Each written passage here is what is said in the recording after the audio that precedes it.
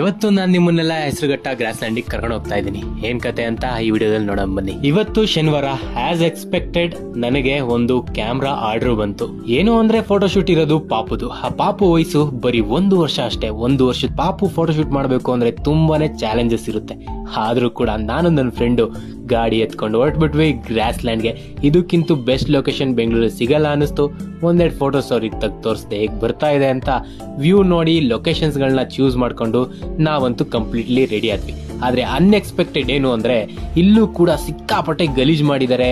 ತುಂಬಾ environment distract ಮಾಡ್ತಾ ಇದಾರೆ. ಎಣ್ಣೆ ಕುಡಿತೀರಾ ಕುಡೀರಿ ಗುರು, ಹಂಗಂದ್ಬಿಟ್ಟು ಎಲ್ಲ ಗಲೀಜ್ ಹಾಕಿ ಮಾಡ್ತೀರಾ. ಒಂದ್ ಕವರಿಗೆ ನೀಟಾಗಿ ಹಾಕೋಗಿ ತಗೊಂಡೋಗಿ ಬಿಸಾಕಿ ಅಷ್ಟೇ.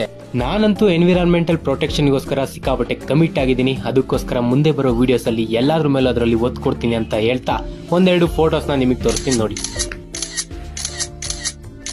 ಹೋಪ್ ಈ ವಿಡಿಯೋ ನಿಮ್ಗೆ ಇಷ್ಟ ಆಗಿದೆ ಅಂತ. ಇಷ್ಟ ಆಗಿದ್ರೆ ಲೈಕ್ ಮಾಡಿ. Thank you.